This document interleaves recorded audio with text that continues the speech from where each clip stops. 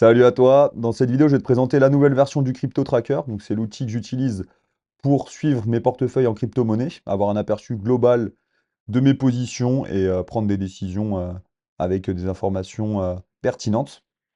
Donc, sans plus tarder, on se retrouve sur la page dashboard. Donc là, tu as le résumé de tout ton portefeuille. Ici, tu as accès au top 10 de tes crypto-monnaies avec la position que tu as en live, le nombre de tokens que tu as en portefeuille, ton PRU, la plus-value latente que tu as réalisée en pourcentage et en dollars, la part que chaque ligne représente dans ton portefeuille. Sur la partie juste ici, tu vas avoir le top 3 des plus-values latentes et le top 3 des moins-values latentes. Là, tu as pu voir, ça s'est mis à jour. Donc ça se met à jour toutes les 5 minutes sur la version pro.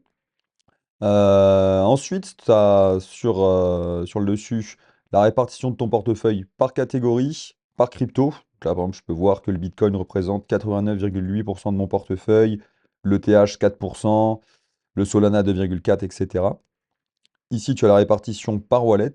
Donc là, Binance 94,1%, Coinbase 5,9%. La répartition par market cap. Donc là, 97,59% de mon portefeuille est constitué de crypto du top 20, 1,83% du top 100, etc. Et sur la partie gauche, ça va être tout ce qui est relatif à la performance. Donc ici, tu as, si jamais tu es en profit ou en perte, en fonction de ce que tu as retiré, ta plus-value totale, plus-value réalisée, la plus-value latente. Ici, les indicateurs de ta performance sur un mois. Donc là, sur un mois, je suis à plus 23,22%, soit 3138 dollars. Ici, sur un an, et là, tu as ton solde disponible en stablecoin. Donc là, j'ai 1,03% du portefeuille de disponible. Alors, juste en dessous, tu as un graphique d'évolution de ton portefeuille. Donc, chaque jour, le fichier va enregistrer la valorisation de ton portefeuille et le capital que tu as investi dessus. Et donc, tu vas voir l'évolution dans le temps. Donc là, on a fait le tour pour le dashboard.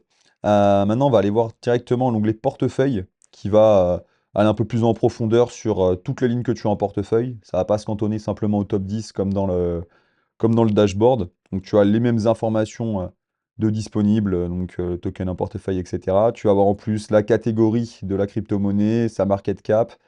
Ce qui est intéressant également, tu vas avoir donc la plus-value que tu as réalisée sur cette crypto-monnaie, ainsi que la répartition en fonction de chaque exchange que tu as. Par exemple, tu vois, je peux voir que le TH, j'ai un peu plus de 1200 dollars sur Binance et 2360 sur Coinbase. Donc là, c'est une vue globale de ton portefeuille. Et ce qui a changé donc là par rapport aux précédentes versions déjà qui étaient sur Excel, là on est sur Google Sheet exclusivement. C'est déjà bien plus pratique et plus compatible avec tous les appareils. Donc oui, ce qui a été ajouté, ça va être essentiellement l'onglet Performance. Donc là, tu vois, tu peux naviguer facilement avec les boutons ici entre les différents onglets.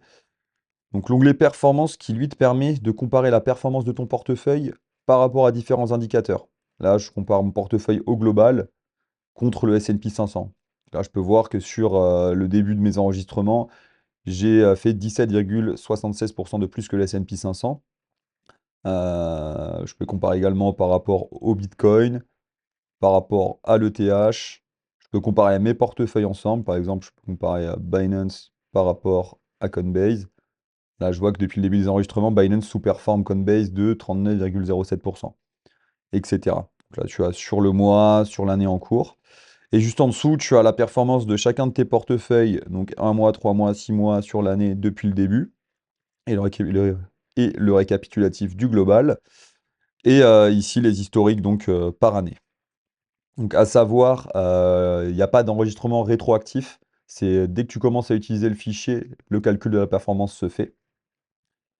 Ensuite, il y a un second onglet que j'ai ajouté, ça va être l'onglet fiscalité, qui lui va te permettre d'automatiser la déclaration fiscale en France.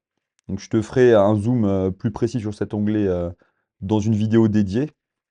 Mais dans la globalité, tu peux choisir ici l'année fiscale que tu souhaites déclarer. Tu vas avoir le total de tes prix de cession, le total de tes plus-values et l'impôt que tu vas devoir payer. Et ici, c'est donc le CERFA 2086, c'est le document que tu dois remplir pour faire ta déclaration d'impôt. Donc là, c'est directement pré-rempli. Tu as juste à recopier toutes les informations qui sont là. Mais bon, ça, je t'expliquerai précisément comment ça fonctionne dans une prochaine vidéo. Juste au-dessus, tu vas avoir la calculatrice d'imposition. Elle va te permettre de simuler un retrait. Donc par exemple, là, admettons, je veux retirer 10 000 euros, on va dire, un taux d'imposition actuel donc à 31,4%. Ça va mettre une plus-value de 8 120 euros avec un impôt estimé à 2 542 euros. Donc le montant perçu après impôt sera de 7 457. Donc tu peux avoir un aperçu directement du montant qui va te rester à la fin si jamais tu fais un retrait. Ça te permet d'anticiper. Alors là, je t'ai fait une présentation rapide du fichier. Si tu as des questions, n'hésite pas à me les poser en commentaire et j'y répondrai. Si tu veux voir comment renseigner tes transactions, n'hésite pas à aller voir la vidéo que je te mets juste en suivant qui va te montrer exactement comment créer ton portefeuille et comment renseigner tes achats, tes ventes en crypto-monnaie. Allez, à plus!